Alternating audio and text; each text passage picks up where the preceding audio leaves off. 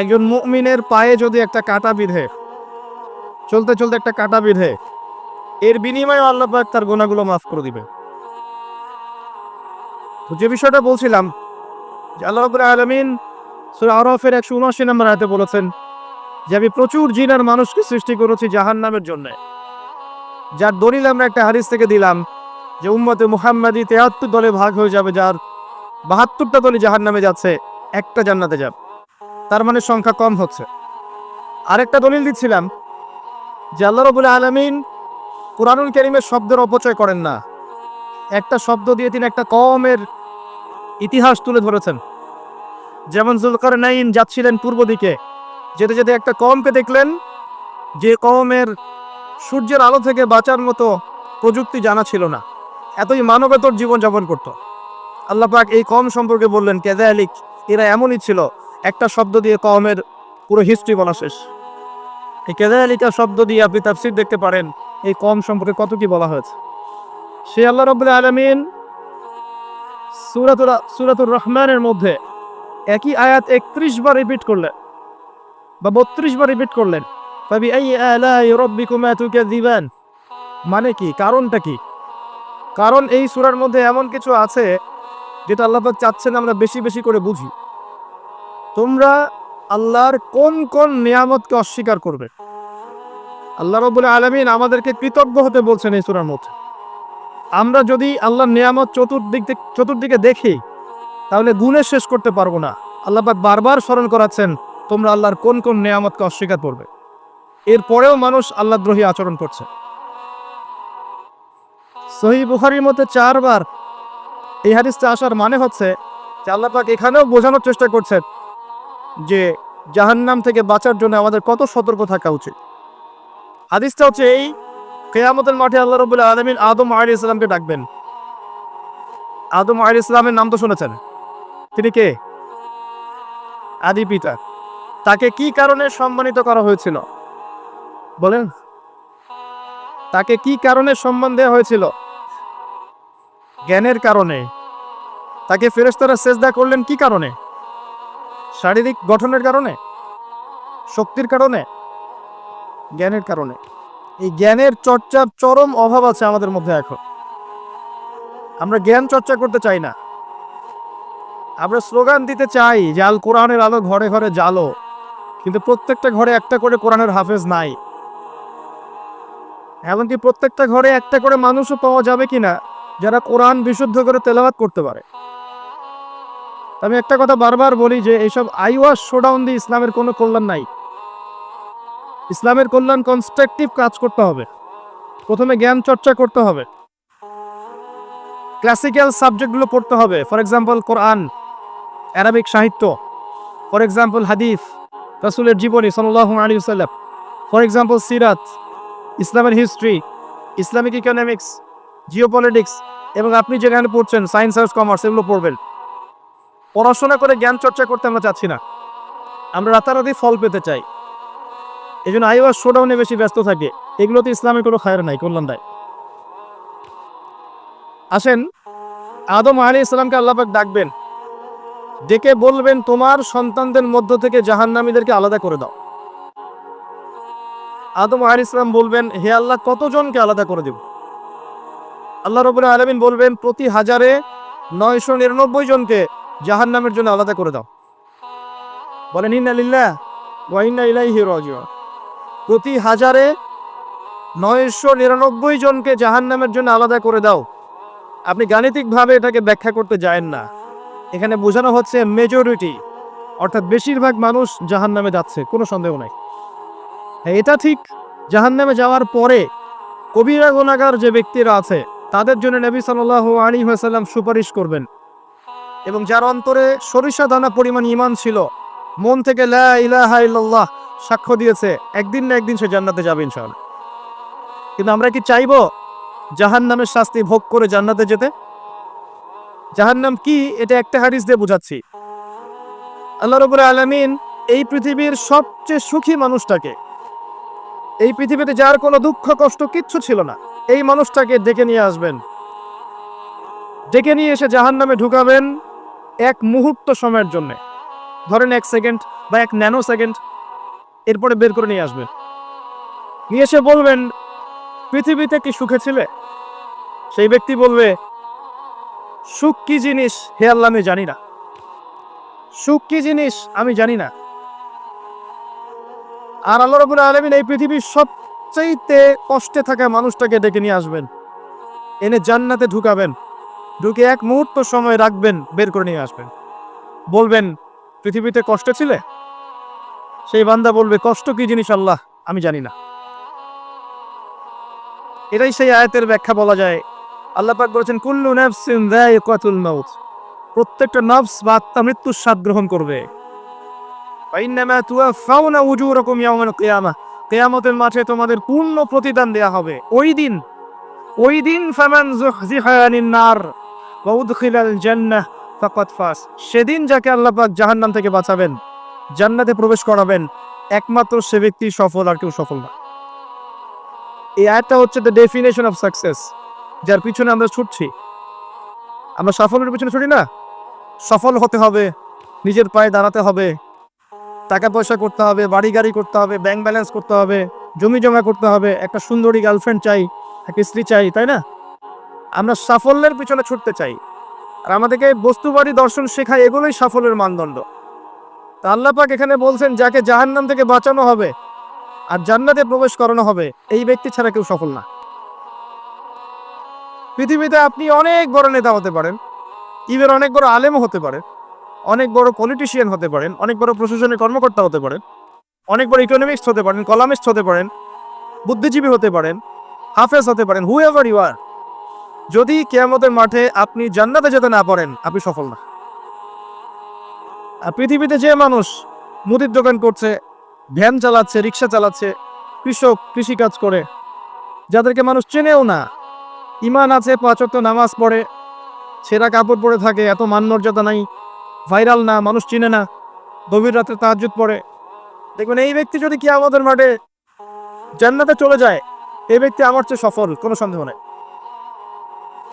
তো আমাদের দৃষ্টিভঙ্গি আগে চেঞ্জ করতে হবে, দুনিয়ামুখী দৃষ্টিভঙ্গি ত্যাগ করতে হবে, পরকালমুখী দৃষ্টিভঙ্গি দরকার। নবী সাল্লাল্লাহু আলাইহি ওয়াসাল্লাম সাহাবায়ে কেরামের ভিতরে এই পরিবর্তন নিয়ে এসেছিলেন, তাদেরকে আল্লাহমুখী করেছেন, আল্লাহমুখী। যখন তারা আল্লাহমুখী হয়ে গেছেন, তখন দুনিয়া তাদের কাছে তুচ্ছ হয়ে গেছে। দুনিয়ার কষ্ট সহ্য করে নিয়েছেন, দুনিয়ার ভোগ বিলাস ত্যাগ করে দিয়েছেন, দুনিয়াকে সর্বোচ্চ প্রাধান্য দেননি, হাজত বা প্রয়োজন মনে করেছেন। দুনিয়ার সব কাজ করেছেন শুধু আল্লাহ সন্তুষ্টির জন্য। এবং আমি অনেক লেকচারে এটাও বলেছি যে আপনি দুনিয়ার প্রতিটা কাজ আল্লাহ সন্তুষ্টির জন্যই করেন, কারো কাছে কিছু পাওয়ার আশায় করেন না।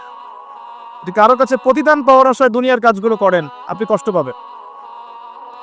কারো কাছে আশা করেন না, আল্লাহর কাছে আশা করেন প্রতিদান, আপনি কষ্ট পাবেন না ইনশাআল্লাহ। কারণ আল্লাহ ছাড়া প্রকৃত অর্থে আমাদের আপন বলে কেউ নাই, শুধুমাত্র আল্লাহই আপনার আপন, বাকিরা আপনার প্রয়োজন। মানুষ মানুষকে ভালোবাসতে পারে না, মানুষ মানুষের অবস্থানকে ভালোবাসে। এটা আপনারা হারে হারে ফিল করবেন যত দিন যাবে দেখবেন এটা আখিরুজ জামান, এটা আখিরুজ জামান, শেষ জামানা চলছে। এখন ফিতনাগুলো এমন ভাবে পড়তে থাকবে যেন একটা মালা ছিঁড়ে দিলে পুঁথিগুলো যেমন টপটপ করে পড়ে যায়, এইভাবে ফিতনাগুলো আসতে থাকবে। ওই হাদিসের দিকে আসেন, নবী সাল্লাল্লাহু আলাইহি ওয়াসাল্লাম বলেছেন আদম আলাইহিস সালামকে ডেকে আনা হবে, বলা হবে তোমার সন্তানদের মধ্য থেকে জাহান্নামীদেরকে আলাদা করে দাও।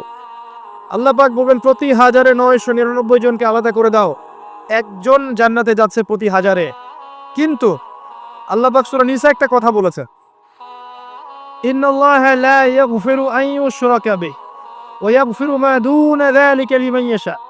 আল্লাহ রাব্বুল আলামিন তার সাথে শিরকের গুনাহ ছাড়া অন্য যে কোনো গুনাহ যাকে ইচ্ছা মাফ করতে পারে। যে কোনো গুনাহ আল্লাহ পাক মাফ করতে পারেন শিরকের গুনাহ ছাড়া। আরেকটা গুনাহ আল্লাহ পাক ক্ষমা করবেন না, সেটা হচ্ছে বান্দার হক।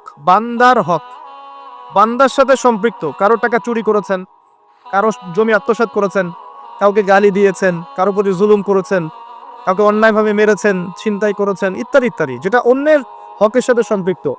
ধর্ষণ করেছেন, মানুষের সম্মানহানি করেছেন, কাউকে নিষ্পাপ কাউকে বিতর্কিত করেছেন ইত্যাদি। এই যে মানুষের সাথে জড়িত হক, এটা আল্লাহর কাছে মাফ নেওয়া যাবে না। কাবা ঘরের গিলাফ ধরে কানলেও কোনো লাভ নাই। ওই বান্দার কাছে গিয়ে ক্ষমা নিতে হবে, ভাই আমি আপনাকে গালি দিয়েছি, মাফ করে দেন। ভাই আমি তোমার টাকা চুরি করেছিলাম, এই নাও ফেরত নাও। বোন তোমার সম্পত্তি আমি দেই নাই, নিয়ে নাও। এটা দুনিয়াতে করতে হবে। অন্যথায় পরকালে দেখবেন যে মানুষের সাথে জড়িত হকের জন্য মানুষটা দাঁড়িয়ে আছে। একজন ব্যক্তি উঠেছে, নামাজ রোজা হজ যাকাত সব নেকি নিয়ে উঠেছে। ওঠার পরে দেখছে সামনে অনেক মানুষ দাঁড়িয়ে আছে। কি জন্য দাঁড়িয়ে আছে? কারো টাকা নিয়ে শোধ করে নাই, কাউকে গালি দিয়েছে, কারো প্রতি জুলুম করেছে, কারো প্রতি অন্যায় করেছে, এটা দাঁড়িয়ে আছে, হক চাচ্ছে। তখন কিভাবে শোধ করবে? আল্লাহ পাক বলবেন তোমার নেকি ওদেরকে দিয়ে দাও। তখন শেয়ার রেটের মাধ্যমে নেকি চলে যাবে। কথা বুঝতে পারছেন? তখন আরো অত্যাধুনিক প্রযুক্তি থাকবে, নেকি কনভার্ট। আর নেকি দিতে দিতে যদি নেকি শেষ হয়ে যায়, তখন ওই ব্যক্তিদের গুনাহ তার আমলনামায় চলে আসবে। তারপর ওই ব্যক্তিরা জান্নাতে যাবে, এই ব্যক্তি জাহান্নামে যাবে। অতএব দুনিয়াতে মানুষের সাথে জড়িত কোনো হক রাখেন না। আল্লাহ পাক বলছেন শিরকের গুনাহ ছাড়া আল্লাহ যে কোনো গুনাহ মাফ করতে পারেন। আর এই যে কুফরি এবং মানুষের সাথে জড়িত হক, আল্লাহ মাফ করবে না। এখন আল্লাহ যদি শিরকের গুনাহ ছাড়া সব গুনাহ মাফ করতে পারেন, আর আল্লাহ পাক তো ওয়াদা করেছেন নবী সাল্লাল্লাহু আলাইহি ওয়াসাল্লামকে মেরাজের রাতে, যে তোমার উম্মতের যে কোনো ব্যক্তি যদি শিরক না করে আমার সামনে হাজির হয়, আমি তাকে মাফ করে দেব। একটা হাদিসে কুদসির মধ্যে এটাও আছে, হে আদম সন্তান, তুমি যদি আসমান এবং জমিন সমপরিমাণ গুনাহ নিয়ে আমার সামনে দাঁড়াও, কিন্তু আমার সাথে কাউকে শরীক করনি, তাহলে আমি আল্লাহ তোমার সামনে আসমান জমিন সমান ক্ষমা নিয়ে দাঁড়াবো। আবার নবী সাল্লাল্লাহু আলাইহি ওয়াসাল্লাম সুপারিশ করবেন যার অন্তরে এক জাররা পরিমাণ ঈমান থাকবে, তারা জান্নাতে যাবে। তাহলে কি কারণে 1999 জন মানুষ জাহান্নামে যাবে? উত্তরটা দেন দেখি। তাদের আমলনামায় কিসের পাপ থাকতে পারে? কিসের? এটা বোঝার জন্য কি পিএইচডি করার দরকার আছে? এখন দেখেন, কিছু মানুষ আছে যারা বলছে যে ঈসা ইবনে মারিয়াম আল্লাহর সন্তান, নাউজুবিল্লাহ। এটা শিরক নয়? এবং তাদের সংখ্যা পৃথিবীতে 700-800 কোটির মতো, নাকি আরো কম বেশি হবে? যারা চলে গেছে, যারা আছে এবং যারা আসবে। কিছু মানুষ বলছে ওজায়ের আলাইহিস সালাম আল্লাহর সন্তান, নাউজুবিল্লাহ। এরা হচ্ছে জিউস, যারা এখন প্যালেস্টাইন দখল করে আছে।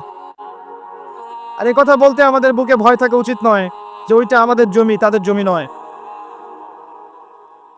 ওখানকার ঘটনা হচ্ছে এমন, মনে করেন আপনি আপনার ঘরে বসে আছেন, আপনার দরজায় একজন মেহমান এসেছে। মেহমান নক করছে, ঠক ঠক ঠক।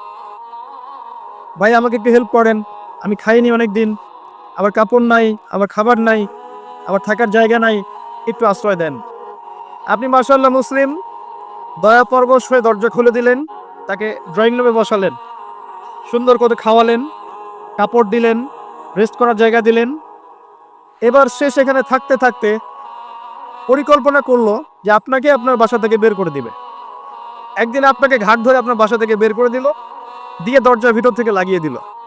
এখন দরজার বাইরে দাঁড়িয়ে আপনি নক করছেন, আমার ঘর আমাকে ফেরত দাও, আমার ঘর আমাকে ফেরত দাও। আর এই ব্যক্তি বলছে আপনি জঙ্গি, আপনি সন্ত্রাসী। এটা হচ্ছে সবচেয়ে সেরা উদাহরণ, প্যালেস্টাইন এক্সাম্পল। তো এরা বলছে ওজায়ের আলাইহিস সালাম আল্লাহর সন্তান। একটা কথা আমি বলি, হতাশ হবেন না।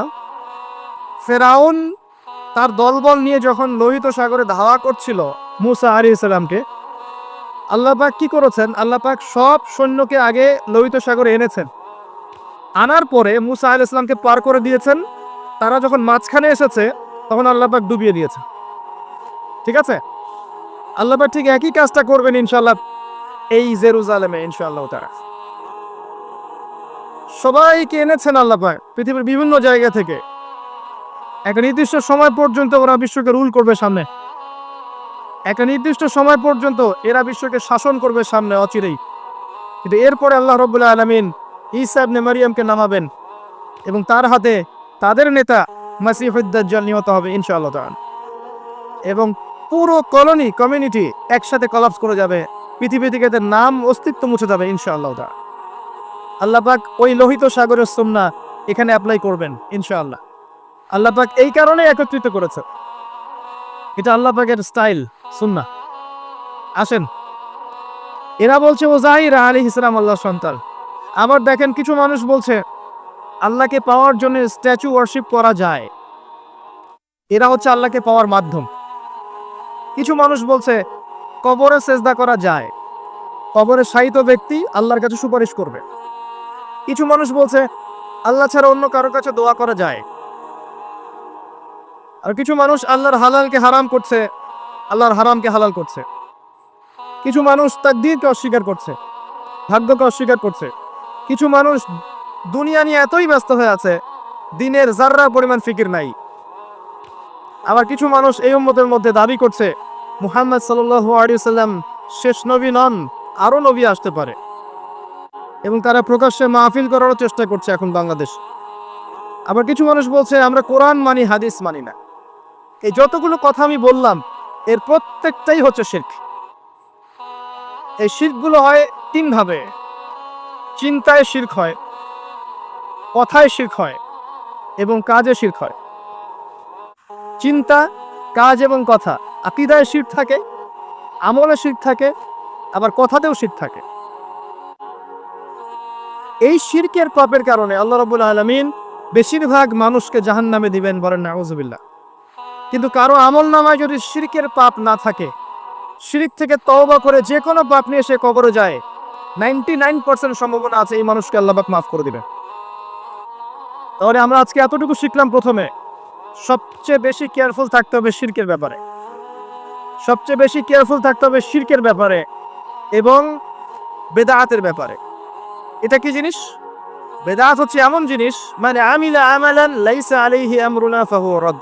নবী সাল্লাল্লাহু আলাইহি ওয়াসাল্লাম বলেছেন, কেউ যদি এমন কোনো কাজ করে ইসলামের মধ্যে যেই কাজের পিছনে আমার কোনো দলিল নাই, প্রমাণ নাই, আমার পক্ষ থেকে কোনো আদেশ নাই বা নিষেধ নাই, কোনো হুজ্জাত নাই, এটাই বেদাত, প্রত্যাখ্যাত।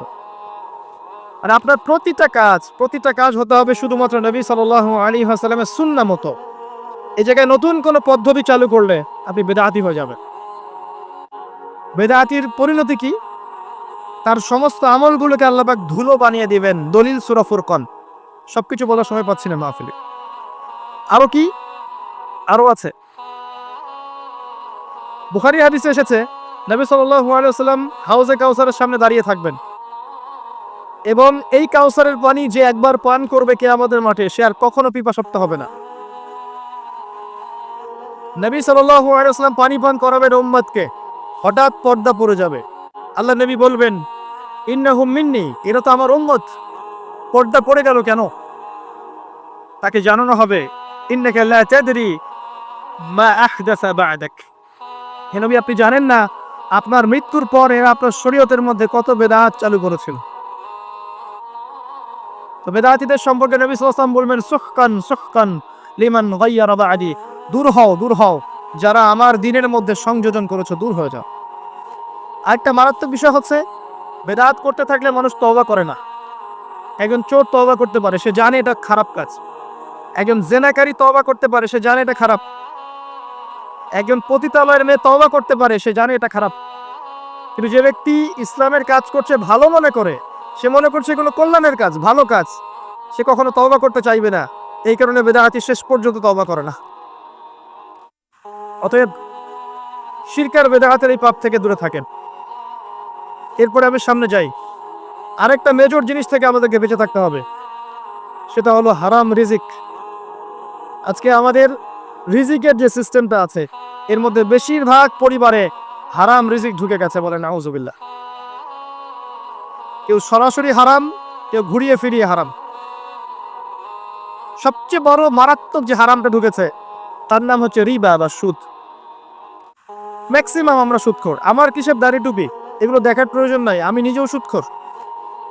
কিভাবে? প্রত্যক্ষভাবে না হলে পরোক্ষভাবে।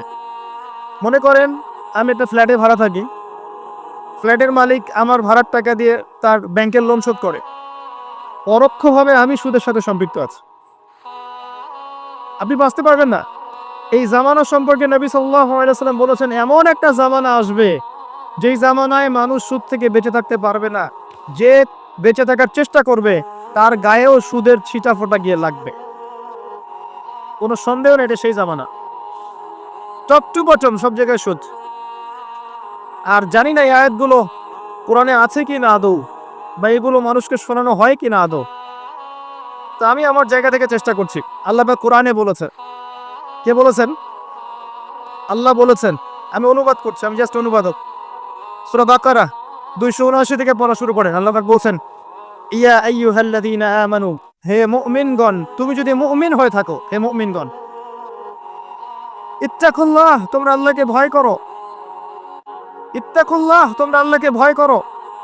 ইত্তাকুল্লাহ, তোমরা আল্লাহকে ভয় করো। ওয়াজারু মা বাকিয়া মিনার রিবা, সুদের অবশিষ্ট অংশগুলো ছেড়ে দাও। ইন কুনতুম মুমিনিন, যদি প্রকৃত অর্থে মুমিন হয়ে থাকো। ওয়া ইন লাম তাফআলু, আমি আল্লাহ বলছি তোমরা যদি এটা না করো, ফাযরু বিহারবিন মিনাল্লাহি ওয়া রাসূলিহি, তাহলে আল্লাহ এবং তার রাসূলের সাথে যুদ্ধের ঘোষণা শুনে রাখুন। এখন রাস্তা আপনার। আমি অনুবাদ করে শুনিয়ে দিয়েছি, আপনার কান পর্যন্ত পৌঁছে গেছে। এখন decision is yours, path is yours, choose your path. রাস্তা আপনার, আপনি ফিক্স করেন কি করবেন। যদি আপনি সুদ খান 1 নাম্বার, অথবা দেন 2 নাম্বার, 3 আপনি সাক্ষী থাকেন, 4 লিখে রাখেন, আপনি সমান পাপী। এই 4 শ্রেণীর মানুষকে নবী সাল্লাল্লাহু আলাইহি ওয়াসাল্লাম অভিশাপ দিয়েছেন, লাআনত করেছেন। আর নবী সাল্লাল্লাহু আলাইহি ওয়াসাল্লাম অভিশাপ নিয়ে যদি আমরা কবরে যাই, তাহলে মান নবিয়ুক উত্তর দিতে পারবো, এটা বিশ্বাস করা বোকামি। তার অভিশাপ নিয়ে যদি আমরা হাসরের মাঠে উঠি, হাউজে কাউসারের পানি পাবো, প্রত্যাশা করাটা বোকামি হবে। তার অভিশাপ নিয়ে যদি আমরা হাসরের মাঠে উঠি, তাহলে তিনি আমাদের জন্য সুপারিশ করবেন, এটা ভাবা বোকামি হবে। মেরাজের রাতে আল্লাহ রাসূল দেখে এসেছেন, এক শ্রেণীর মানুষকে রক্তের নদীতে ফেলে মাথা ফাটিয়ে দেওয়া হচ্ছে। নবী জিজ্ঞাসা করলেন সাল্লাল্লাহু আলাইহি ওয়াসাল্লাম, এরা কারা হে জিবরাইল? জিবরাইল আলাইহিস সালাম বলেন, এরা আপনার উম্মতের সেই সব ব্যক্তি যারা ছিল সুদখোর, যারা সুদের মধ্য দিয়ে মানুষের রক্ত চুষে খেয়েছে। আজকে রক্তের নদীতে এদেরকে ফেলে মাথা ফাটিয়ে দেওয়া হচ্ছে।